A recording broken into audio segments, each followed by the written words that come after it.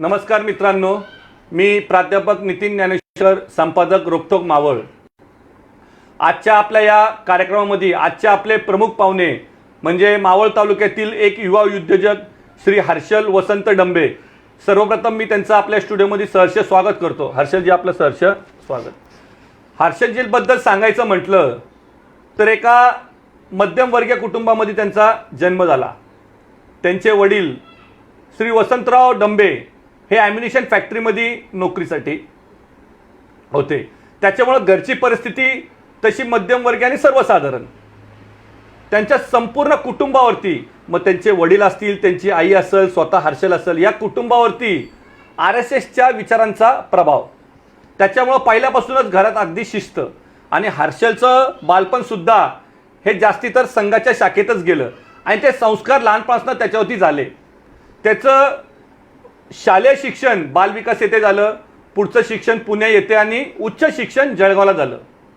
या मुलाखतीला आज एक वेगळं महत्त्व आहे, कारण आपल्या सगळ्यांना माहिती आहे मित्रांनो की एक मध्यमवर्गीय कुटुंबातल्या आईवडिलांची इच्छा असते, एक स्वप्न असतं की माझ्या मुलाने उच्च शिक्षण घ्यावं आणि कुठेतरी एक परमनंट जॉब करावा आणि एक सर्वसाधारण सुखी आयुष्य जगावं। आणि याला अपवाद काही हे कुटुंब नव्हतं, कारण हर्षलच्या आईवडिलांची सुद्धा तीच इच्छा होती, तेच स्वप्न होतं की हर्षलनी कुठेतरी उच्च शिक्षण घेऊन एका चांगल्या कंपनीमध्ये एक परमनंट जॉब करावा आणि एक सुखी आयुष्य जगावं। हर्षलनी सुद्धा त्या स्वप्नाला पुरेपूर न्याय द्यायचा प्रयत्न केला। हर्षलनी सुद्धा उच्च शिक्षण घेऊन बऱ्याच कंपन्यांमध्ये चांगल्या पदावरती काम केलं, परंतु तो कुठेतरी अस्वस्थ होता, कारण त्याचं मन त्याला स्वस्थ बसून देत नव्हतं, कारण त्यांनी उराशी एक स्वप्न बाळगलं होतं। ते स्वप्न काय होतं की मी सुद्धा उद्योजक होऊ शकतो, एक यशस्वी उद्योजक व्यावसायिक होऊ शकतो। आणि पुढे जाऊन त्यांनी त्याच्या परमनंट नोकरीला, जिथं तो एका चांगल्या हुद्द्यावरती होता, त्याच्यावरती पाणी सोडलं आणि तो आपल्या स्वप्नांच्या दिशेने त्यांनी वाटचाल सुरू केली। मित्रांनो, एका मध्यमवर्गीय कुटुंबातल्या युवकाला हे स्वप्न सोपं नव्हतं, पण आपण पाहिलं की त्यांनी त्याच्या परमनंट नोकरीवरती पाणी सोडून तो उद्योग व्यवसायामध्ये 2011 साली उतरला। त्यांनी पिरंगुट होते 5000 स्क्वेअर फीटमध्ये त्याच्या 2 मित्रांच्या सहकार्याने एक कंपनी चालू केली। सुरुवातीला अगदी 10 लेबर असतील, पण ह्या युवकांनी नंतर आपण बघूयाच की नंतर ह्याच युवकाने जी भरारी त्याच्या उद्योग व्यवसायामध्ये घेतली आणि आज त्याची फॅक्टरी जवळजवळ 1 एकरमध्ये आहे आणि जवळजवळ त्याच्याकडे 250 ते 300 कामगाराच काम करतात। त्याच्यामुळे मी मगाशी नमूद केल्यामुळे आज या मुलाखतीला एक वेगळं महत्त्व आहे। मावळ तालुक्यातील प्रत्येक तरुणांनी या युवकाकडनं आज एक प्रेरणा घ्यायची गरज आहे की मध्यमवर्गीय कुटुंबातला युवक सुद्धा एक मोठा इंडस्ट्रियलिस्ट बनू शकतो। नक्कीच आपण आज ही मुलाखत शेवटपर्यंत पाहावी हीच सदिच्छा व्यक्त करतो आणि हर्षलशी आज आपण संवाद साधायला सुरुवात करूया। नमस्कार, मी हर्षल वसंत डंबे। सर्वप्रथम रोखोक मावळ आणि प्राध्यापक नितीन फाकटकर सरांचे आभार मानतो की त्यांनी मला संधी दिली की मी जे काही आत्तापर्यंत केले आहे ते लोकांपर्यंत पोहोचवण्याची आणि मला स्वतःला व्यक्त करण्याची। त्यामुळे मी त्यांचे धन्यवाद मानतो आणि आपल्या इंटरव्ह्यूला इथनं पुढं सुरुवात करूयात। हर्षलजी, मला वाटतं की आपण या इंटरव्ह्यूमध्ये तुमचा संपूर्ण जीवन प्रवास तर जाणून घेणारच आहे। आज जी तुम्ही उद्योग व्यवसायामध्ये जी भरारी घेतली ती सुद्धा आम्ही पाहणार आहे, परंतु मला वाटतं की ही पाहत असताना आज मला वाटतं की ज्या मध्यमवर्गीय कुटुंबामध्ये तुमचा जन्म झाला, असं मी मागाशी नमूद केलं, बरोबर की नाही, तर ती कौटुंबिक पार्श्वभूमी मला अगदी थोडक्यात जाणून घ्यायची। कौटुंबिक पार्श्वभूमी सर आमची अशी होती की माझे वडील, आई, मला 3 बहिणी आहेत। आम्ही राहिला पहिल्यांदा शाळा चौकात होतो। गावात माझं जवळजवळ पूर्ण लहानपण बालपण गेलं। तिथं शाखेत मी लहानपणापासूनच जायला लागलो, त्यामुळे शिस्त ती शाखेची शिस्त आली। वडिलांमध्ये पहिल्यापासून ते जातच होते। माझे आजोबा हे तळेगावचे पहिले संघचालक होते, त्यामुळे आजोबांपासून आमच्या घरात संघाचा विचार आहे। वडिलांना अजूनही ते शाखेत जातात, मीही जसं काय असतात उत्सव वगैरे मी जात असतो। तिथून माझा हा सगळा प्रवास चालू झाला। मला वाटतं त्यावेळेस तुम्ही कालिका मंडळामध्ये पण सक्रिय असायचे। हो, येस। आता हे कालिका मंडळात मी लहानपणापासून जायला लागलो, त्यामुळे तिथं थोडंफार असं सगळ्यांना घेऊन काम करणं किंवा एखादी गोष्ट पुढं नेणं हे मी लहानपणापासून तिथून शिकत आलो। मला वाटतं की हर्षलजी ही कौटुंबिक पार्श्वभूमी जाणून घेत असताना मला वाटतं की तुमचं प्राथमिक शिक्षण बालविकास झालं हो. पण त्याच्या पुढचा जो जीवनाचा प्रवास आहे तुमचा तो आम्हाला थोडासा आज या माध्यमातून ऐकायचा आहे. असं शिक्षणाचा प्रवास म्हणजे माझं 10वीपर्यंतचं शिक्षण बालविकास विद्यालय इथे झालं. त्यानंतर मी 11वी-12वी तिथंच कंटिन्यू केलं. त्यानंतर वेगळी काहीतरी फील्ड म्हणून माझे बंधू आहेत अनंत डंबे, ते प्राध्यापक आहेत, तर त्यांनी मला ते सरफेस कोटिंग डिप्लोमा एक असतो काहीतरी ते सांगितलं. मग मी थोडीफार त्याची माहिती घेतली आणि पुण्यात डेक्कन एज्युकेशन सोसायटीच्या अंडर एक डिप्लोमा आहे सरफेस कोटिंगचा, टेक्निकल इन्स्टिट्यूट पुणेला, तिथं मी माझा डिप्लोमा पूर्ण केला. त्याच्यानंतर उच्च शिक्षण मग आता काहीतरी अजून हायर एज्युकेशन आणि घेतलं तरच काहीतरी होऊ शकतं, म्हणून मग मी इंजिनिअरिंगला जायचा पर्याय निवडला आणि मी जळगावला उत्तर महाराष्ट्र विद्यापीठात माझं इंजिनिअरिंगचं बीटेकचं शिक्षण पूर्ण केलं. पण मला वाटतं की तसं तुम्ही घरात एकूण ते बरोबर की नाही? बरोबर. इथं सर्वांचे लाडके आणि तिथं हॉस्टेलला, मग त्याबद्दल थोडक्यात काही हॉस्टेल लाईफबद्दल थोडक्यात? म्हणजे हॉस्टेलमध्ये मी खूप काही शिकलो. स्वतः जे काही करायचं असते ते शिकलो. कोणी न सांगता अभ्यास करणं हे मी तिथं शिकलो. आई वडिलांपासून लांब असण्याचा काही अनुभव? ते तर खूपच आहे, म्हणजे तिथं सगळं स्वतःच करायला लागतं इथं. पण त्या व्हॅल्यूज तुम्हाला पुढं खूप फायदेशीर झाले. मला शिक्षणासाठी गेलो. मला वाटतं की आज जे आपण तुमचा जो उद्योग व्यवसायामधला जो प्रवास पाहणार आहे, पण मला वाटतं त्याच्या आधी कुठेतरी तुम्ही तुमचा जीवन प्रवास मी जाणून घेत असताना तुम्ही मला वाटतं की बऱ्याच ठिकाणी जॉबसुद्धा केला, तर तो थोडासा अनुभव. मग ते सगळं शिक्षण झाल्यानंतर मी आणि थोडं तिथं हॉस्टेलचं बॅकग्राऊंड असल्यामुळं म्हणजे मला स्वतःला काहीतरी करायचं हे तिथंच मी शिकलो आणि मग घरी आलो. मग घरी आल्यानंतर 1 महिना सुट्टी होती. मी असंच निवांत म्हणजे घरी आरामच करत होतो असा 1 महिना. मग मला एक वॉक इन इंटरव्ह्यू जे असतात तर त्याचा एक कॉल आला. तर तो वॉक इन इंटरव्ह्यू होता एशियन पेंट्स कंपनीचा. कंपनी खूप मोठी होती, तिथं जॉब मिळणं हे माझ्यासाठी एक ऑपॉर्च्युनिटी होती. मग मी walk in through Asian Paints कंपनीत इंटरव्ह्यूला गेलो. इंटरव्ह्यू चांगला झाला. मग त्यांनी परत त्याचा फीडबॅक मला 1 आठवड्यानंतर मिळाला. मग 1 आठवड्यानंतर माझा जॉब तिथं कन्फर्म झाला. मग मी मुंबईला गेलो. मुंबईला मी 1 वर्ष एशियन पेंट्सच्या R&D मध्ये जॉब केला. मला वाटतं की आता हा जॉब जो तुम्ही करणार होते तोच तुमच्या आयुष्याला एक कलाटणी देणार होता, बरोबर की नाही? कारण का तिकडनं कुठतरी तुमचे ते विचारांचं चक्र सुरू झालं की बाबा तुमची ती सर्व सहकारी मित्र तुम्ही भेटले आणि मग तुमचे तिकडनं सुरू झालं की आता आपण we should go for a company. तर तो थोडासा प्रवासात जाणून घ्यायचा आहे. आता हा प्रवास तसा मग मी एशियन पेंट्समध्ये मी 2 वर्ष जॉब केला. इथली जी पहिली गाडी बनली तेव्हापासून मी तिथे होतो. मग त्याच्यानंतर इथं कसं आलं, इथं आमची टीम खूप मोठी होती आणि जवळजवळ 20 लोकांची टीम होती आणि थोडं माझं असं इथं मॅच झालं नाही किंवा म्हणजे मला असं भांडून कुठली गोष्ट घेणं, मला प्रमोशन द्या, हे द्या, ते द्या, ह्या गोष्टीत मी अडकलो नाही किंवा म्हणलं आता आपल्याला काहीतरी करायचं तर थोडं एक्सप्लोर व्हायला लागणार, एक्सप्लोरही व्हायला लागतं, मार्केट ओळखून घ्यायला लागतं. हे सोडून बाहेर खूप मोठं जग आहे ते बघायला लागतं. 8 तासाची नोकरी करण्यात काही हे नव्हता.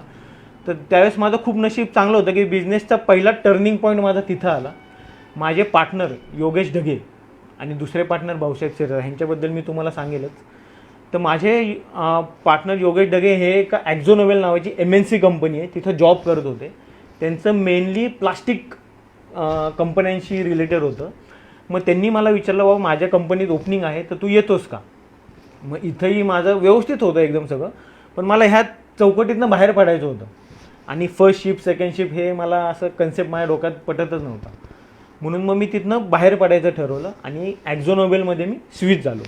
तर हा होता 2011चा वगैरे पिरियड. म्हणजे माझं लग्न 2010मध्ये झालं डिसेंबरमध्ये आणि डिसेंबर 25ला मी एशियन पेंट्स कंपनी सोडून 11मध्ये ॲक्झोनोबेल कंपनीत जॉईन झालो. इथं बिझनेसची माझी पहिली कलाटणी आली.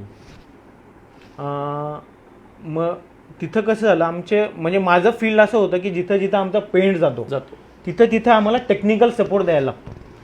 तर मी जसं सांगितलं, माझे तिसरे पार्टनर भाऊसाहेब शिरसाट हे एका कंपनीत चांगल्या पोझिशनला होते, तेही चांगली नोकरी होती त्यांची.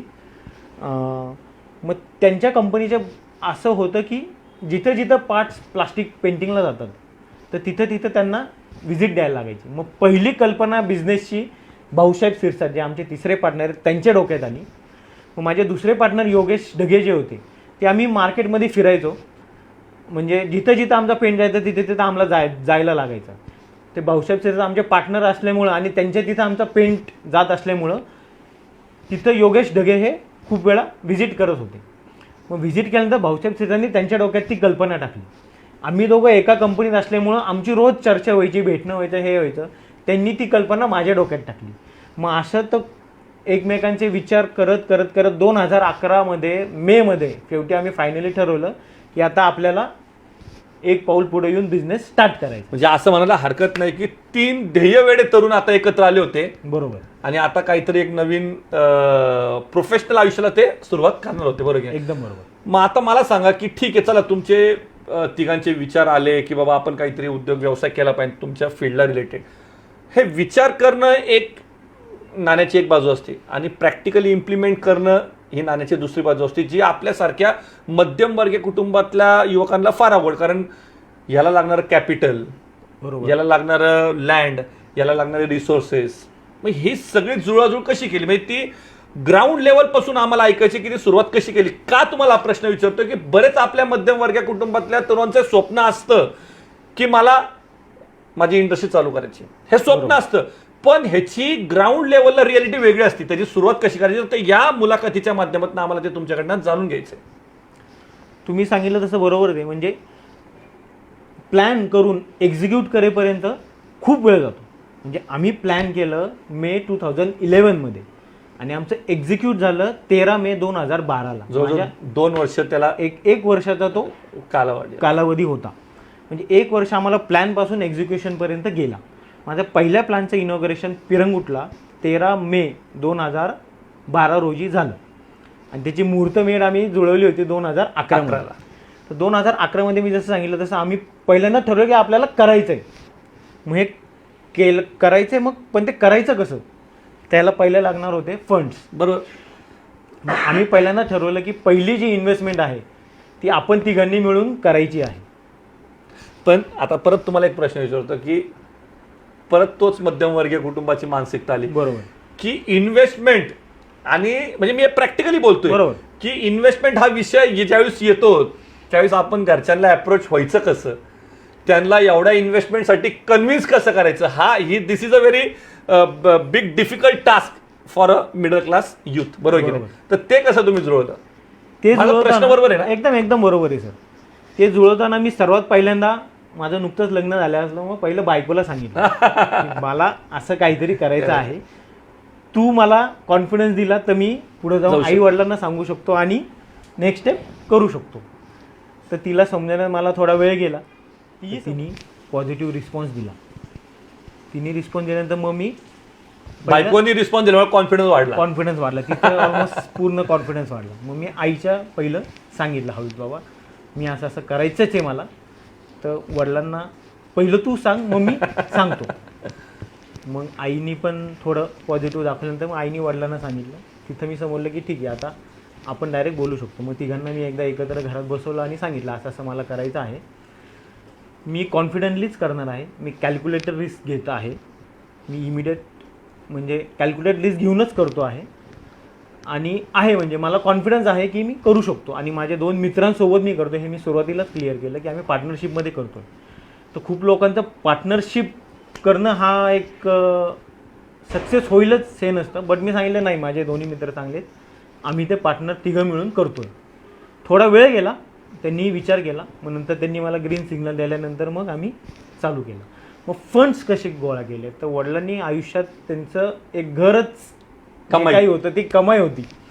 तर मला त्यांना सांगणं खूप जड गेलं की मला तुमचं घर हवं आहे आणि मला मॉर्गेज लोन करून पैसे इन्व्हेस्ट करायचे आहेत. तर पहिले फंड्स मी असेच जनरेट म्हणजे तुमच्या आयुष्यामध्ये तुमच्या इंडस्ट्रीसाठी लागणारं कॅपिटल हे तुम्ही घर मॉर्गेज ठेवून उभं केलेलं आहे. वडिलांनी सुद्धा मला वाटतं की खूप मोठं मन दाखवलं त्यावेळेस. खूप कारण एका मध्यमवर्गीय कुटुंबातला करता पुरुष त्याच्या आयुष्यातली त्याची घर हीच सगळ्यात मोठी कमाई असते. बरोबर की नाही? पण मला वाटतं की खऱ्या अर्थाने तो टर्निंग पॉईंट म्हणायला हरकत नाही. तर मला वाटतं या पुढचं प्लॅनिंग थोडंसं आज या माध्यमातून ठीक आहे, हा झाला फंडचा विषय. बरोबर की नाही? मग त्याच्या पुढं कारण आज का मी तुम्हाला हा प्रश्न एकदम प्रॅक्टिकली विचारतोय की बऱ्याच युवकांचं एक अशी मानसिकता असते की बाबा फॅक्टरी म्हणली की मग आपल्या लँड स्वतःची घ्यावी का. बरोबर की नाही? बरोबर. आता तुम्ही म्हणलं तसं लँड हा तर एकदम बेसिक गोष्ट आहे. कुठलाही बिझनेस चालू करायचे आपल्याला जागा लागणारच. पण आमच्या मनात डायलेमामध्ये होतो आम्ही की लँड घ्यायची का मशिनरीमध्ये इन्व्हेस्ट करायची. म्हणून आम्ही लँड रेंटेडच प्रेफर केली आणि अजूनही आम्ही रेंटेड लँडवरच काम करतो आहे. कारण का आमच्यासमोर एक तर मशिनरीमध्ये इन्व्हेस्ट करणं का लँडमध्ये इन्व्हेस्ट. बरोबर, कारण शेवटी आज आपल्याला फॅमिली बॅकग्राऊंड काही नसताना आपल्या काही पुढे दोन ऑप्शन असतात की either you have to go for machinery or you have to go for land. म्हणजे रेंटल याच्यावरती एखादा उद्योजक व्यवसाय करू शकतो, काहीच प्रॉब्लेम नाही. मग त्याच्यानंतर वर्किंग कॅपिटल कॅल्क्युलेशन. किती स्क्वेअर फीट मध्ये येईल? पहिली सुरुवातीची माझी फॅक्टरी फक्त 5,000 स्क्वेअर फीटमध्ये होती. तिथं आमचं ऑफिसही नव्हतं. आम्ही एक टेबल लावून एका खुर्चीवर बसलेलो आहे जवळजवळ 1 वर्ष. आणि किती लेबर तिथं? आता लेबरचं म्हणायला गेलं तर आम्ही 10 लेबर लागणार असेल तर आम्ही 7 लेबर घ्यायचो आणि 3 आम्ही होतो. अरे बापरे, तुम्हीच मालक. पहिले 1 वर्ष आमचं हेच कॅल्क्युलेशन होतं. 20 लोक लागणार असेल तर 17 घ्यायची आणि 3 आपण थांबायचं.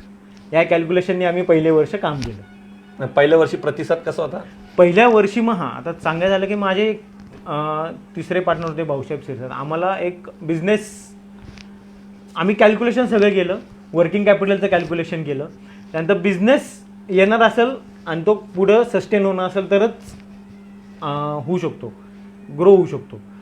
मग एक बिझनेस आम्ही ऑलरेडी आमच्या कॅल्क्युलेशनमध्ये ठेवलेला होता, बट काही कारणामुळे आम्हाला तो बिझनेस काही मिळालाच नाही.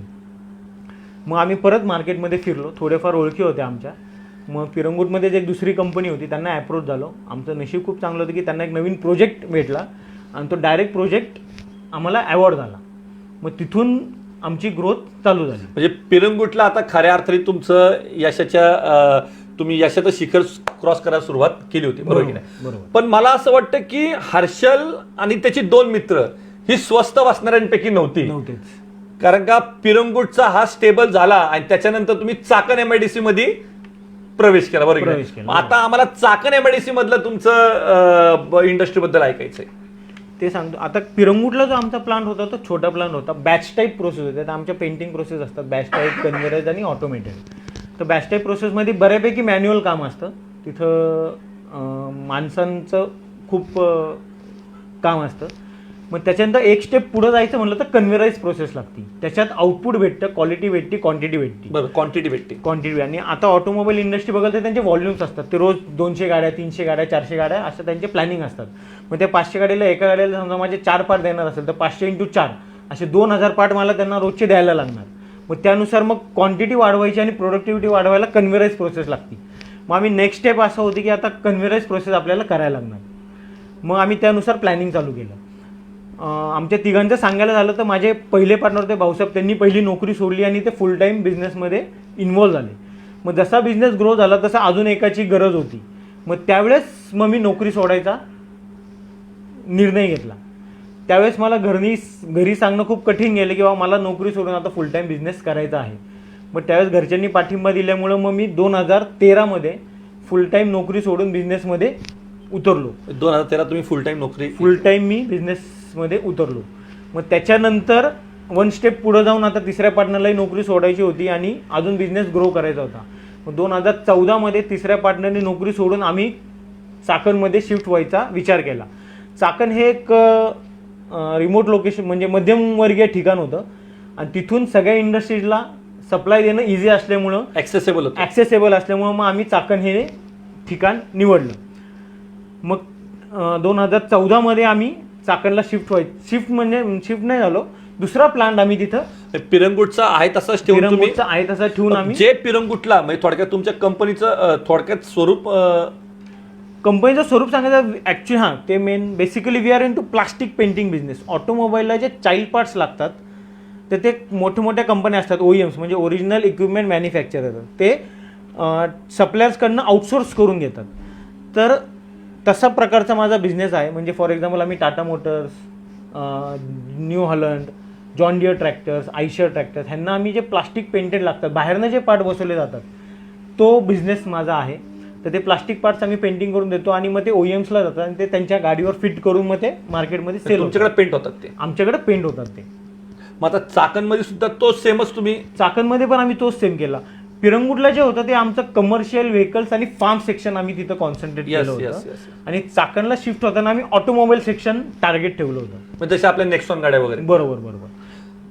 आता आत्ताच्या स्थितीला मला वाटतं की तुमचा जो चाकणला जो प्लांट आहे त्याच्याबद्दल थोडंसं आज विस्तृतपणे, की तिकडचं मॅनेजमेंट असेल, तिकडचा फायनान्स असेल, हे सगळं तुम्ही कसं, कारण का आज हा जो आपण म्हणूया की मुख्य आत्मा आपल्या इंटरव्ह्यूचा हाच आहे, बरोबर. तर तो थोडासा विस्तृतपणे आता चाकणमध्ये आमची खूप मोठी इन्व्हेस्टमेंट होती. तिथनं आम्ही जवळजवळ 15,000 स्क्वेअर फीटचं शेड घेतलं होतं. तिथं फंड्स खूप लागणार होते, वर्किंग कॅपिटल खूप लागणार होतं. ॲज सच तिथं बिझनेस कुठलाही नव्हता. तिथं आम्हाला प्लांट टाकून मार्केटमध्ये उतरणं हा एकच पर्याय होता. मग तिथं आम्ही आता पर्सनल इन्व्हेस्टमेंट आमची बऱ्यापैकी जी होती ती झाली होती. 2 वर्षात आम्ही काय असे खूप सारे प्रॉफिट घेऊन तिथं टाकू असं काही नव्हतं. मग आम्ही जो पिरंगूटचा प्लांट होता त्याच्यावर लोन उचललं, मॅक्झिमम लोन उचललं आणि ते सगळे पैसे मग आम्ही इकडं इन्व्हेस्ट केले. तो काळ खूप कठीणच गेला आम्हाला, कारण का फंड्स खूप लागणार होते. मग त्याच्यानंतर आम्ही मार्केटमधनं थोडेफार पैसे उचलले. आमचे शेजारी अविनाश पाटील, मी त्यांना मोठ्या भावासारखा मानतो, त्यांनी आम्हाला मामासाहेब खांडगे पतसंस्थेतनं त्यावेळेस लोन करून द्यायला मदत केली. महत्त्वाचं सांगायचं झालं तर आमचं पहिलं बँकेचं जे खातं होतं तेही आम्ही त्यांच्या बँकेत उघडलं होतं. साधना सहकारी बँकेत आमचं पहिलं बँकचं खातं उघडलं होतं 2011मध्ये. त्यावेळेस त्यांनी पण खूप मला सपोर्ट केला. मग त्यांनी ते फंड्स थोडेफार लोन करून द्यायला मदत केल्यामुळे तिथनं आम्ही पैसे उचलले आणि ते सगळे पैसे बऱ्यापैकी मार्केटमध्ये टाकले. पिरंगूटचा प्लांट आमचा ठीकठाक होता, म्हणजे आमचे जे काय घर खर्च होते किंवा आमचे जे काय होते ते आम्ही तिथनं घेत होतो आणि इथून फक्त बिझनेस करायचा असं इंटेन्शन होतं आमचं. मार्केटमध्ये थोडीफार ओळख झाल्यामुळं जनरल मोटर्स कंपनी आपल्या तळेगावची माहिती असेल, त्यांची नवीन गाडी एक लॉन्च होणार होती आणि त्यांचे 2-3 कलर नवीन लॉन्च होणार होते. मग आम्ही एक रिडेल नावाची कंपनी आहे त्यांना अप्रोच झालो. मग त्यांनी जनरल मोटर्सचं अप्रूव्हल करून दिलं. आमच्या बिझनेसमध्ये कसं असतं की OEMला माहिती असतं की हे पार्ट कुठनं येतात ते आणि त्यांचं अप्रूव्हल खूप गरजेचं असतं. तर ती अप्रूव्हल प्रोसेस एवढी स्ट्रिंजंट असते आणि त्यातनं जाणं खूप कठीण असतं. तर त्यांची लोकं येतात, प्लांटचं ऑडिट करतात, व्हिजिट करतात, त्यांची एक चेकलिस्ट असते, त्यानुसार ते पॉईंट्स चेक करतात आहेत नाही आहेत. मग आम्हाला पार्ट्स पेंटिंग करायला लागतात, ते टेस्टिंगला पाठवायला लागतात. ते टेस्टिंग ओके झाल्यानंतरच मग ते आम्हाला गो अहेड देतात. मग ही सगळी प्रोसेस आम्ही पूर्ण केली आणि असा आमचा चाकणचा प्लांट मग आम्ही चालू केला. आता मला वाटतं याच्या अजून एक तुम्ही प्लांट अजून एक उभारलाय मला वाटतं, बरोबर ना. मग चाकणचा 2015मध्ये झाला. त्याच्यानंतर परत बिझनेस एक्सपान्शन होतच असतं, ऑपॉर्च्युनिटी येतच असतात, वाढवायचं असतं. पिरंगूटला आम्ही ज्या कंपनीसाठी काम करत होतो त्यांची अशी रिक्वायरमेंट होती की त्यांचे जे काही सप्लायर आहेत किंवा वेंडर आहेत ते they should be in their circumference of 3-4 kilometres. मग तिथं आम्ही ज्या कंपनीचं काम करत होतो ती चाकणला शिफ्ट झाली. मग ते चाकणला शिफ्ट झाल्यानंतर त्यांनी ऑब्व्हियसली आम्हाला सांगितलं तुम्ही आमचे वेंडर आहात तर तुम्हाला तिथं शिफ्ट व्हायला लागेल. मग तिथं शिफ्ट होताना आम्ही पुढच्या 10 वर्षाचं व्हिजन ठेवलं समोर की आत्ता आपल्याला थोडी जागा घेऊन किंवा थोड्या सेटअपमध्ये करून काही फायदा नाही आहे. पुढच्या 10 वर्षासाठी काम करायचं झालं तर जागा मोठी लागणार, लोकेशन मोठं लागणार, लोकेशन चांगलं लागणार, ॲक्सेसेबल लागणार. मग ते सगळं लक्षात धरून मग तिसरा प्लान जो आम्ही टाकला तो बऱ्यापैकी 1 एकरमध्ये म्हणजे 1 एकरमध्ये 42,000 स्क्वेअर फीटमध्ये तो प्लांट आम्ही सेटअप करायचं ठरवलं. म्हणजे ज्या युवकांनी 5,000 स्क्वेअर फूट पासून सुरू केलेला प्रवास आज जवळजवळ 1 एकर पर्यंत येऊन पोहोचलाय. आज साधारण किती वर्कर्स काम करतात तुमच्याकडे? माझ्याकडे आता जवळजवळ 200 लोक आहेत ऑपरेटर. त्याच्यानंतर स्टाफ आहे माझ्याकडं जो कंपनीना रिक्वायरमेंट असते त्यानुसार माझ्याकडं प्रत्येक ऑर्गनायझेशन स्ट्रक्चरनुसार एक स्टाफ आहे. प्लांट हेड म्हणा, क्वालिटी हेड, फायनान्स हेड, अशी 30 लोकांचा स्टाफ माझ्याकडे आहे. जवळजवळ एक 250 अराउंड पीपल तुमच्याकडे काम करतात, बरोबर की नाही? हर्षलजी, मला वाटतं की आज पिरंगूटपासून सुरू झालेला प्रवास चाकणपर्यंत येऊन थांबला, बरोबर की नाही? पण मला वाटतं की परत हे 3 ध्येयवेडे तरुण काही शांत बसणार नाहीयेत. असं कुठंतरी आम्ही ऐकलं की आता तुम्ही भोसरीकडे पण प्रस्थान करताय. बरोबर. आता बिझनेस व्हॉल्यूम्स वाढत गेले आणि कॅपॅसिटी हा एक असतोच. तर हे सगळं धरून आम्ही एक भोसरीत एक कंपनी होती ऑलरेडी चालू होती ती, पण त्यांचं ते ग्रोथ होत नव्हती किंवा ते मॅनेजमेंट जमत नव्हतं, काहीतरी त्यांचे इश्यूज असतील. तर त्यांनी ते आम्हाला प्रपोजल ठेवले की आम्हाला आमची कंपनी सेल आउट करायची, रेंट आउट करायचे, तर तुम्ही इंटरेस्टेड असाल. कारण का बऱ्यापैकी त्यावेळेस आमचं थोडंफार मार्केटमध्ये नाव झालं होतं. ही आत्ता रिसंटची गोष्ट आहे. 21मध्ये फेब्रुवारीत आम्ही तो प्लांट घेतलेला आहे.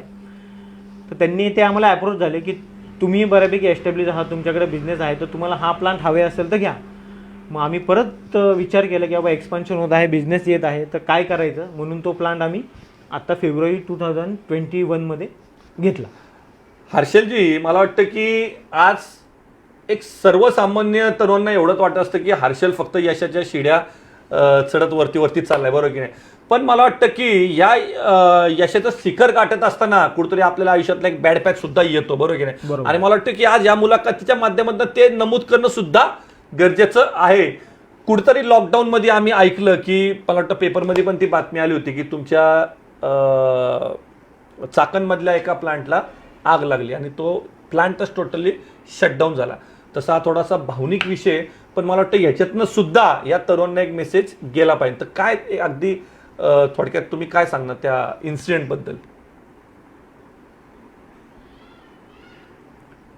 हा जेव्हा म्हणजे ॲक्च्युली मी या गोष्टी जास्त म्हणजे विचार केला तरी मला खूप असं हे होऊन जातं. बट ऑब्व्हियस एवढं आपण कष्टाने उभारलेलं बरोबर, असतं actually. आणि ते क्षणात हे होऊन जातं, बरोबर की नाही. म्हणजे हा एक शिकलो आम्ही खूप या गोष्टीमधून. आम्ही पिरंगुटवरनं चाकणला प्लांट टाकला. खूप कष्ट घेतलेत आम्ही तो प्लांट उभं करायला, म्हणजे बिझनेस आणण्यापासून सगळ्या गोष्टी.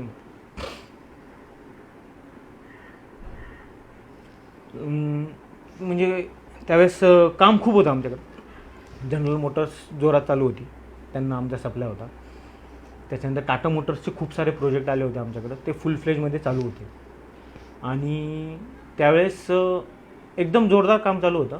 आणि कोरोना त्यावेळेस मोठ्या प्रमाणात आला आम्हाला. म्हणजे लॉकडाऊनच्या आधीपासून लोक ठीक आहे, बट ऑब्वियस आहे कुठलाही माणूस घाबरतोच. लोकांनी आधीपासूनच कोरोनामुळे लोक येणी कमी झाली होती. आम्हाला मॅनपॉवरचं शॉर्टेज त्यापासून जाणवत होतं. त्यावेळेस मार्च एंडिंगचा तो हे होता, गव्हर्नमेंटने डिक्लेअर केलं की आठवडाभर सगळं बंद राहणार. म्हणजे ते फक्त 31 मार्चपर्यंत पहिल्यांदा सांगितलं होतं आम्हाला की इंडस्ट्रीज बंद राहणार, सगळं बंद राहणार. आणि एकदम जोरदार काम चालू होतं आमचं. आणि ते अचानक कळलं की आता बंद होणार आहे. सॅटर्डेची गोष्ट होती ती. मग सॅटर्डेला आम्ही कंपनी वगैरे सगळी बंद केली आणि म्हणलं आता 31 मार्चपर्यंत सगळं बंद आहे, त्यामुळे आपण घरी जाऊ. आणि म्हणलं आता परत येऊन सगळं चालू करायचं व्यवस्थित. मग आम्ही सगळे जे जसं काम चालू होतं ते तसंच बंद झालं आणि घरी आलो. मग त्याच्यानंतर मोठं लॉकडाऊन डिक्लेअर झालं.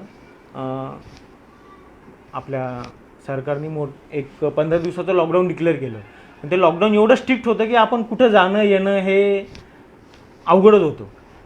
त्याच्यानंतर 26 एप्रिल 2020ला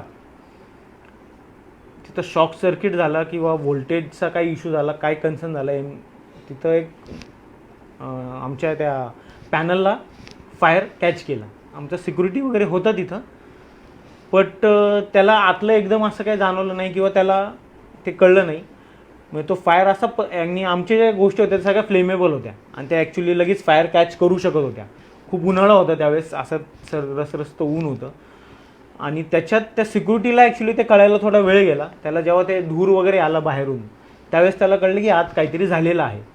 आणि ते एवढं फास्ट पसरलं, फ्लेमेबल गोष्टी असल्यामुळं ते कंट्रोलेबलच नव्हतं. मग त्या सिक्युरिटीने आमच्या एका सुपरवायझरला फोन केला, त्यांनी माझ्या पार्टनरला फोन केला, त्याचा मला फोन आला. मी घरीच होतो लॉकडाऊनच्या पिरियडमध्ये. आणि मी जसं ते ऐकलं तसं मी पटकन गाडी काढून निघालो. इथं येऊन बघत होतं ते सगळं माझ्या डोळ्यासमोर झालं. म्हणजे मी ते अजूनही आठवलं की मला खूप हे होतं, वेदना होतात. की मी माझ्या डोळ्यासमोर पाहिलं. माझी बायको पण त्यावेळेस आली होती तिथं सपोर्टला मला. हर्षलजी, मला वाटतं की पण ह्या इन्सिडेंटपासून तुम्ही खचले नाही, बरोबर की नाही. त्याच्यातनं सुद्धा पुन्हा तुम्ही उभारी घेतली. मग ती कशी घेतली अगदी थोडक्यात? तो प्रसंग खूप कठीण होता, तो काळही कठीण होता. तो इन्सिडेंट झाला रात्री. आम्ही तिथं पोलीस स्टेशनला वगैरे सगळ्या फॉर्मॅलिटीज वगैरे पूर्ण केल्या. मी रात्री घरी आलो 11-12 वाजता. तेव्हा घरच्यांनी एकच सांगितलं की आपल्याला ठीक आहे, जे झालं गेलं ते विसरून आता पुढे जायचं आहे. मग मी नेक्स्ट डेला परत तिथं गेलो. तिथलं सगळं जे काही होतं ते क्लीन वगैरे म्हणता येईल ते सगळं केलं. तिथली कंडिशन बघितली, तिथं काहीच राहिलेलं नव्हतं. तिथं पुढं काही करण्यासारखंही नव्हतं. आमचं थोडं नशीब चांगलं म्हणता येईल की आमचा भांबोलीला ऑलरेडी आम्ही एक सेटअप चालू केलेला होता. आम्ही सगळ्या कस्टमरला फोन केले, असं असं झालेलं आहे. त्यांनी आम्हाला पॉझिटिव्ह अप्रोच दिला. ठीक आहे, झालं गेले ते तुमचा बिझनेस काही इमिडिएट जात नाही, तुम्ही तिकडं शिफ्ट व्हा आणि तिथला बिझनेस चालू करा. मग लगेच 2 दिवसात आम्ही तिथलं जे काय होतं ते फॉर्मॅलिटी सगळ्या कंप्लीट करून 3ऱ्या दिवसापासून आम्ही तिथं कामाला लागलो. अगदी 3ऱ्या दिवसापासून. बरोबर, एक लगेच. माझे पार्टनर जळगावला होते, धुळ्याचे ॲक्च्युली ते पण लॉकडाऊनमुळे घरी गेले होते. ते पण नेक्स्ट डेला लगेच सगळे बॅरियर वगैरे क्रॉस करून आले.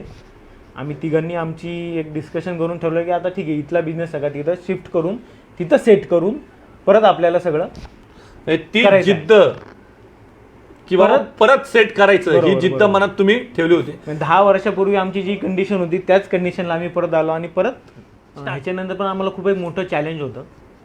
सगळे इथं जो सेट प्रोडक्ट आहे ते परत सगळे नवीन जागी शिफ्ट करून सेट करणं हा खूप मोठा एक टास्क होता आम्हाला. मेन प्रॉब्लेम त्यावेळेस असा होता की बरं त्यावेळेस लोक सगळी गावाला निघून गेली होती. सगळी गावाला निघून गेलेली होती. म्हणजे जिथं मी 150-200 लोकांसोबत काम करत होतो ते मला लिटरली 30-40 लोकांमध्ये काम करायचं होतं. पॉझिटिव्ह असा होता की मार्केट थोडं परत चांगलं झालं होतं. बिझनेस म्हणजे गाड्या बनवायला चालू केलं होतं, OEMs रेडी झाल्या होत्या. बिझनेस असणं खूप महत्त्वाचं असतं. मग तो सेट करणं हा खूप मोठा आम्हाला टास्क होता. मग त्यावेळेस परत आम्हीच कामाला लागलो. बिझनेस होता म्हणजे याच्याबद्दल तर काय दुमत नव्हतं. फक्त आता मेजर चॅलेंज वॉज की ते सगळे लेबर गावाला गेलेले पुन्हा आणणे. तो कसं काय, ते हर्डल कसं तुम्ही हे केलं? मग माझ्या ग्राउंड लेवलच्या लोकांपर्यंत बऱ्यापैकी टच होता. बऱ्यापैकी सगळ्या लोकांचे नंबर्स माझ्याकडे होते. मी परत त्यांना कॉन्टॅक्ट केला. म्हटलं तुमची सगळी जबाबदारी आमची राहील. तुम्ही कंपनी घर एवढंच करा, बाकी कुठेही जाऊ नका. तुम्हाला कोरोनापासून वाचवा ना म्हणण्यापेक्षा काळजी घेऊ, ही सगळी जबाबदारी आमची राहील. मी सगळ्यांना परत फोन चालू केले. मी पहिली बस परत ओरिसाला पाठवली. तुम्ही इकडनं पर्सनल खर्च करून बस पाठवली लोकांना आणण्यासाठी. सगळी लोक हो हो हो म्हणली. पण परत शेवटी आई वडिलांना थोडंफार हे असतं. 50 सीटर बसमध्ये मला 25 लोक एक्सपेक्टेड होते, फक्त 10 लोक. अरे बापरे, पुन्हा एक नवीन चॅलेंज. परत त्या 10 लोकांसोबत काम चालू केलं. परत मी सगळ्या लोकांना कॉन्टॅक्ट केला. खूप साऱ्या लोकांच्या आई वडिलांशी बोललो. मग परत अजून एक बस पाठवली. परत लोक बोलवून घेतली. मग त्या बसमध्ये जवळजवळ 25-30 लोक आली. जो जुना माझा ज्यांना सगळं माहिती होतं, प्रोसेस वगैरे माहिती होती, ती सगळी लोकं आली. त्यांनी मग परत लाईन एस्टॅब्लिश करायला सपोर्ट केला. आणि मग आम्ही ती लाईन सेट केली, प्रोडक्शन चालू केलं. आणि जो काही सप्लाईज होते ते सगळे सुरळीत केले. आणि हा सगळा प्रवास होत असताना आम्हाला एक अनुभव आला. आम्ही खूप लोक शोधत होतो. म्हणजे जे काही आमचे कॉन्टॅक्ट्स असतील, कॉन्ट्रॅक्टर वगैरे असतील, यांना आम्ही फोन करत होतो की आम्हाला लोकं हवेत, जी काय असतील तुम्ही लोकं द्या. तर कुठून 2 लोकं आली, आळंदीची होती. तर त्यावेळेस सगळी मंदिरं वगैरे बंद होती. तर साई संस्थानाची एक 20-25 तरुण, तो माणूस कुठून घेऊन आला, कसा घेऊन आला, काय आम्हाला त्याचा कॉन्टॅक्ट कसा झाला काय माहीत नाही. पण 25 लोकं त्यावेळेस शिर्डीची आमच्याकडे आली होती. त्या 25 लोकांनी 6 महिने आमच्यासाठी म्हणजे देवाच्या स्वरूपातच आले असतील. ते काय कसे आले ते माहीत नाही. 6 महिने ते जवळजवळ आमच्याकडे होते. त्यांनी खूप सारी म्हणजे जी मॅनपॉवरची कमतरता होती ती त्यांनी बऱ्यापैकी पूर्ण केली. 6 महिन्यानंतर मग परत ते म्हणले की नाही, तसं आम्हाला आमचं ते मंदिर वगैरे चालू होते, आम्हाला जायचं आहे. आणि ती लोकं परत निघून गेली. आज नक्कीच आपल्या तालुक्यातील तरुणांनी हा संदेश हर्षलजींच्या माध्यमातून घेतला पाहिजे की या संपूर्ण प्रवासामध्ये चढ उतार हे माणसाला येत असतात. परंतु त्या गोष्टींनी खचून न जाता पुन्हा या 3 युवकांनी पुन्हा ती मनाची जिद्द बाळगली आणि पुन्हा ती उभारी घेतली. आणि आज आपण बघतोय की त्यांचा प्लांट अतिशय यशस्वीरित्या त्यांची वाटचाल चालू आहे. आणि खऱ्या अर्थाने मला वाटतं की नक्कीच ही मुलाखत प्रेरणादायी सगळ्याच तरुणांसाठी होणार आहे, ही सदिच्छा व्यक्त करतो.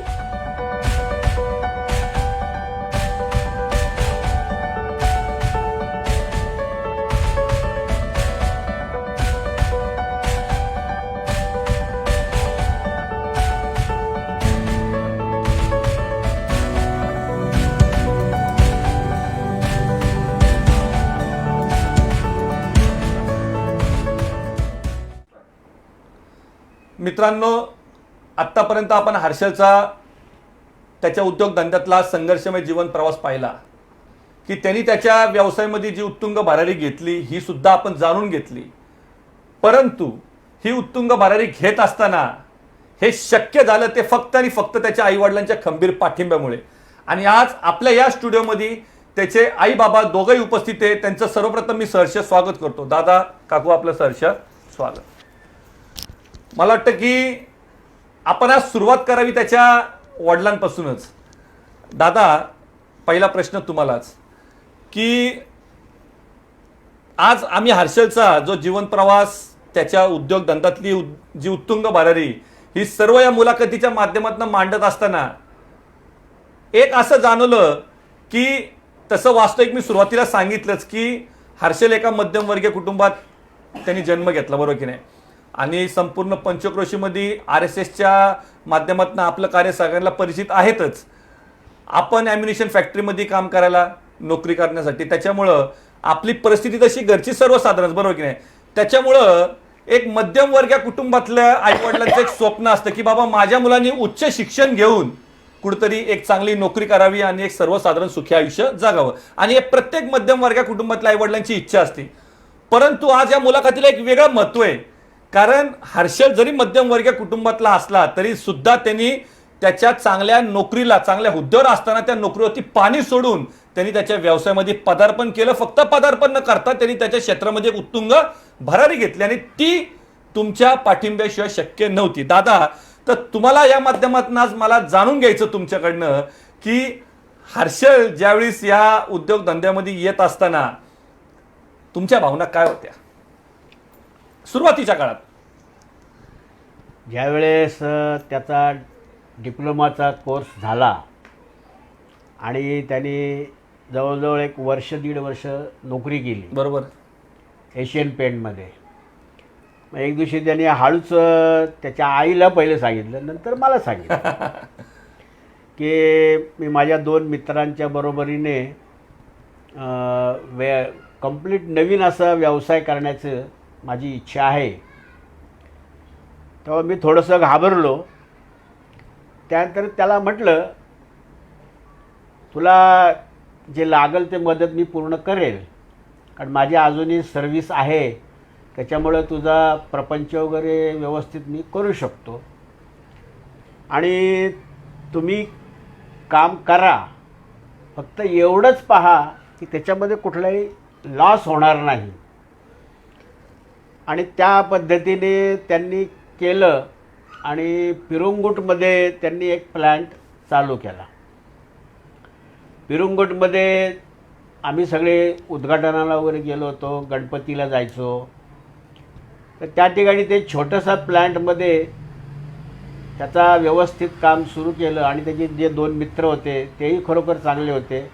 ते दोघं डिप्लोमाला होते आणि हर्षलनी फक्त डिग्री घेतली आणि त्या डिग्रीच्या फायद्याच्यानुसार तो व्यवस्थित ते हँडल करत होता. दादा, आज तो ज्या पद्धतीने आज तो यश संपादन करतोय त्याच्या उद्योग व्यवसायामध्ये, बरोबर की नाही, आज मागं पाहिलं तर नक्कीच त्या भावना जाग्या होतात. तर आज या क्षणाला त्याचा ही मुलाखत होती आणि संपूर्ण मावळ तालुका ही मुलाखत पाहणार आहे आणि विशेषतः तरुण वर्ग नक्कीच ही मुलाखत एक प्रेरणा देणार आहे. तर आज या मुलाखतीच्या माध्यमातून आपल्या मुलाबद्दल काय वाटतं? ह्यांनी जे काय यश घेतलंय त्याचा तुम्हाला पूर्ण अभिमान आहेच, पण त्यांनी कष्ट केले. त्याच्या मित्रांच्या बरोबरीने त्यांनी ते व्यवसाय केला.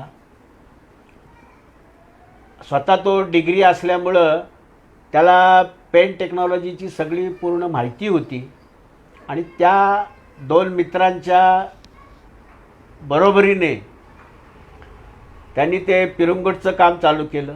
त्याच्यानंतर चाकणमध्ये सुद्धा त्यांनी एक प्लॅन्ट काढला आणि आता तिसरा एक बांबोली म्हणून गाव आहे चाकणच्या मध्येच, त्या ठिकाणी त्याचा मोठा प्लॅन्ट आहे.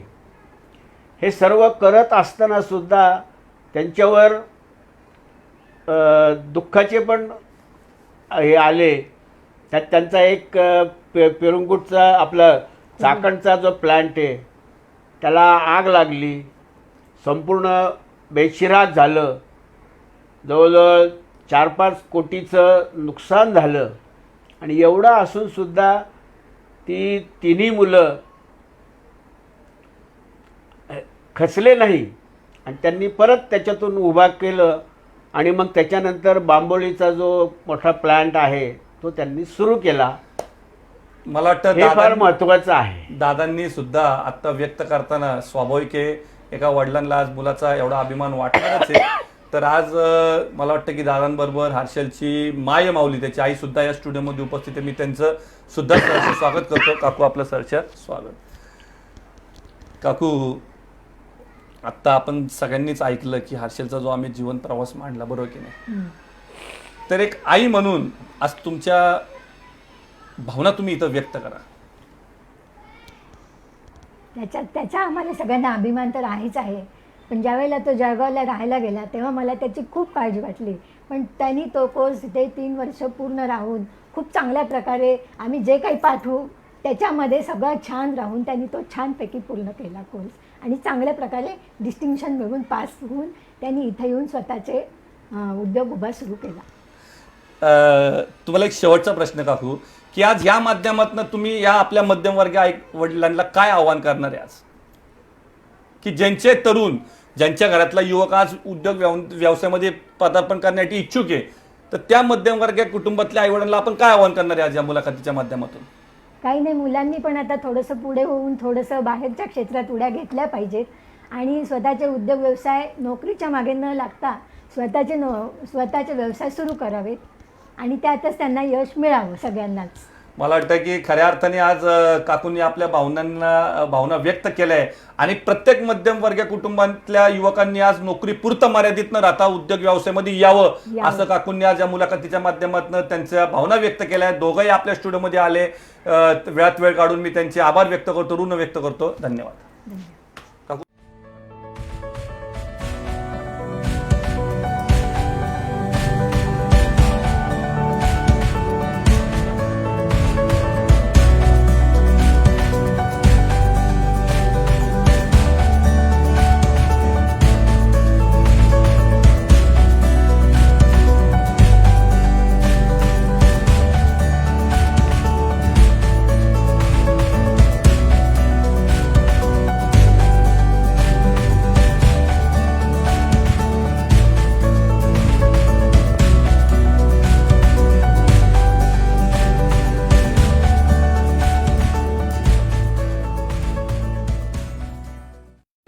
मला वाटतं की हा हर्षलजींचा आपण सर्वच त्यांचा संघर्षमय जीवन प्रवास पाहिला, त्यांचं यश पाहिलं, अपयश आलं, अपयशातनं पुन्हा यश कसं संपादन करायचं हे सुद्धा आपण या ध्येयवेड्या तरुणांकडे पाहिलं.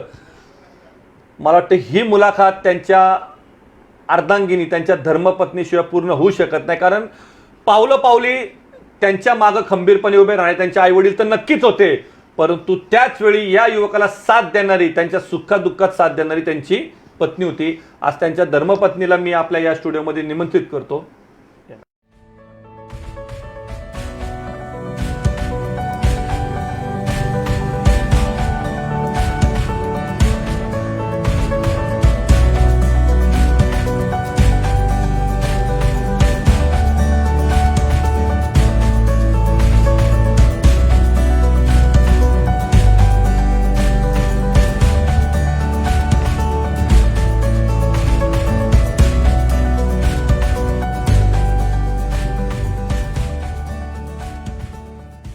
आज आपल्या स्टुडिओमध्ये हर्षलजींच्या धर्मपत्नी सौ धनश्री हर्षल डंबे या सुद्धा उपस्थित इथे.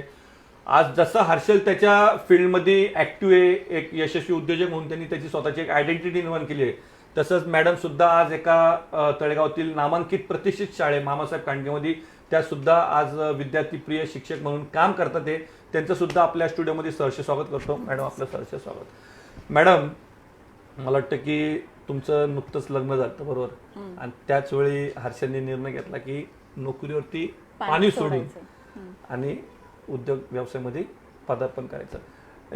हा सोपा निर्णय नव्हता, पण मला वाटतं की तो सोपा कधी होतो की ज्यावेळी धर्मपत्नी त्याला पॉझिटिव्हली रिस्पॉन्स देत असते किंवा खंबीरपणे. आईवडील तर बट नॅचरल उभे असतातच, पण धर्मपत्नीने सुद्धा उभं राहणे फार गरजेचं असतं आणि तो टास्क तुम्ही 100% यशस्वीपणे पार पाडला. आणि मला वाटतं की ते सगळंच तुम्ही त्याचं यश पाहिलं, नुकतंच आत्ताच्या कोरोनाच्या काळातलं अपयश सुद्धा पाहिलं. त्या अपयशातनं पुन्हा यश त्यांनी संपादन करून आज आपण त्याची एक यशस्वी इंडस्ट्रीज म्हणून ही मुलाखत घेत असताना आज तुमच्या भावना काय? कारण या प्रत्येक क्षणाचे तुम्ही साक्षीदार आहेत, बरोबर की नाही? तर आज तुमच्या या क्षणाला काय भावना आहेत तुमच्या?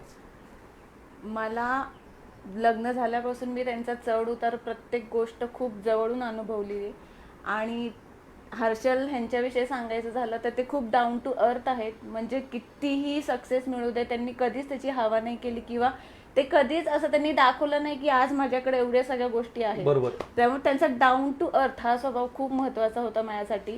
खऱ्या अर्थाने एका यशस्वी व्यक्तीचे हेच गुण महत्वाचे हे गुण खूप असतात की महत्वाचे पाय आहेत. मात्र जमिनीवर राहिले जमिनीवरच पाहिजे. आहेत त्यांचे. त्यांनी कधीच असं दाखवलं नाही की माझ्याकडे खूप गोष्टी आहेत किंवा मी खूप सक्सेसफुल आहे. त्यांच्या बिझनेसचा कोणत्याच इम्पॅक्ट आमच्या घरावर कधीच नाही झालेला. भलेही ते यश असू दे, अपयश असू दे, त्यांनी खूप गोष्टी स्ट्रगल केल्या, त्यांनी कंपनी खूप मोठी उभी केली. पण जेव्हा त्यांच्या आयुष्यात जो बॅड पॅच आला त्याचा परिणाम त्यांनी कधीच त्यांच्या मुलांवर होऊन दिला नाही किंवा आई वडिलांवरही होऊन दिला नाही. किंवा मी बायको असून सुद्धा मला कधीही असं जाणवलं नाही की त्यांच्या आयुष्यात खूप स्ट्रगल चालू आहे. त्यामुळे त्या गोष्टींचं सुख सगळं त्यांनी आम्हाला दिलेलं आहे आतापर्यंत. त्यामुळे माझ्यासाठी खूप अभिमानास्पद गोष्ट आहे की मी आज हर्षल वसंत डंब्यांची बायको आहे. मला वाटतं की खऱ्या अर्थाने आज त्यांच्या धर्मपत्नी त्यांच्या आज भावना व्यक्त करत असताना हर्षल किती डाऊन टू अर्थ हे सांगितलं आणि आपण सगळेच जण याचा अनुभव घेत असतो. मला वाटतं की पुढे जात असताना आपल्या सगळ्यांचा जो एक इंटरेस्टिंग राऊंड असतो इंटरव्ह्यू मधला, आपण त्याला सुरुवात करूया रॅपिड राऊंडला. मॅडम तुम्हाला हर्षलजींबरोबर तुम्ही पाहिलेले 2 आवडते चित्रपट. पहिला सिंगम आणि दुसरा मुंबई पुणे. सिंगम खऱ्या अर्थाने असते त्यांच्या व्यवसायामधले सिंगम म्हणायला हरकत नाही. दुसरा कोणता? मुंबई पुणे 2. मुंबई पुणे 2. हर्षलजींना तुम्ही ज्या करता त्या आवडत्या डिशेस. पावभाजी आणि अजून एक इडली सांबार. इडली सांबार. मला वाटतं की मॅडम आता हर्षलजी बऱ्यापैकी स्टेबल झालेत त्यांच्या व्यवसायामध्ये, बरोबर की आता फॅमिलीला पण थोडासा वेळ त्यांनी दिला पाहिजे. तर 2 की त्यांना घेऊन जायचे 2 आवडते destination. It might be national और इंटरनॅशनल. एक तर केरळ आहे आणि दुसरं काश्मीर आहे.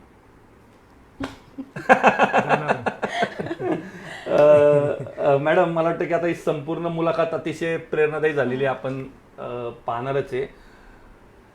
त्यांचा न आवडता गुण? कमी बोलतात ते. त्यांचा तो मी म्हणेन की तो न आवडणारा गुण नाहीये, तो आवडणारा गुण आहे. कारण ते बोलतात कमी आणि त्यांचं यश जास्ती बोलतं, बरोबर ना? आमच्यासाठी तर हेच. मला वाटतं की आपण या मुलाखतीच्या कन्क्लुडिंग पार्टकडे जात असताना मला वाटतं की या मध्यमवर्गीय कुटुंबातनं ह्या युवकांनी जी आज त्याच्या उद्योग व्यवसायामध्ये जी एक उत्तुंग भरारी घेतली ती खऱ्या अर्थाने येणाऱ्या तरुण पिढीसाठी नक्कीच प्रेरणा देणारी ठरेल. त्यामुळं आज हर्षलजी काय संदेश देतात ते याच्याकडे विशेष लक्ष आहे आपलं. हर्षलजी आज आपल्या या तरुणांना, विशेष करून मावळ तालुक्यातील तरुणांना एक तुमच्याकडनं संदेश द्यायचा असं आलं की म्हणजे आपण मध्यमवर्गीय कुटुंब आहे किंवा काय बॅकग्राऊंड आहे त्याच्यापेक्षा मोठं की करायचं आहे आपल्याला काहीतरी, आणि आपलं क्षेत्र असू किंवा आपण ज्यातनं शिक्षण घेतलं असेल त्यातनं पुढं जायचं असेल तर फक्त एक ठामपणे निर्णय घेणं, स्टेप्स घेणं आणि आपण जे घेतोय ते फक्त बरोबर करतोय हे समजणं, हा एकच संदेश मी सर्वांना देऊ शकतो. अपयश पचवण्याची ताकद हवे. यश तर सगळेच हे म्हणजे आनंदाने घेतात, पण अपयश पचवण्याची ज्याच्यात ताकद आहे तो काहीही करू शकतो. मला वाटतं आज खऱ्या अर्थाने अतिशय मोजक्या शब्दांमध्ये त्यांनी आज या तरुणांना जो प्रभावी संदेश दिलेला आहे. येणाऱ्या काळामध्ये नक्कीच या मुलाखतीच्या माध्यमातून ही मुलाखत ऐकून बरेच तरुण प्रेरणा घेतील आणि आज आपल्या तालुक्यात असे बरेचसे हर्षल डंबे तयार व्हावेत उद्योग व्यवसायामध्ये, हीच सदिच्छा व्यक्त करतो आणि आपल्या सगळ्यांचा निरोप घेतो. धन्यवाद.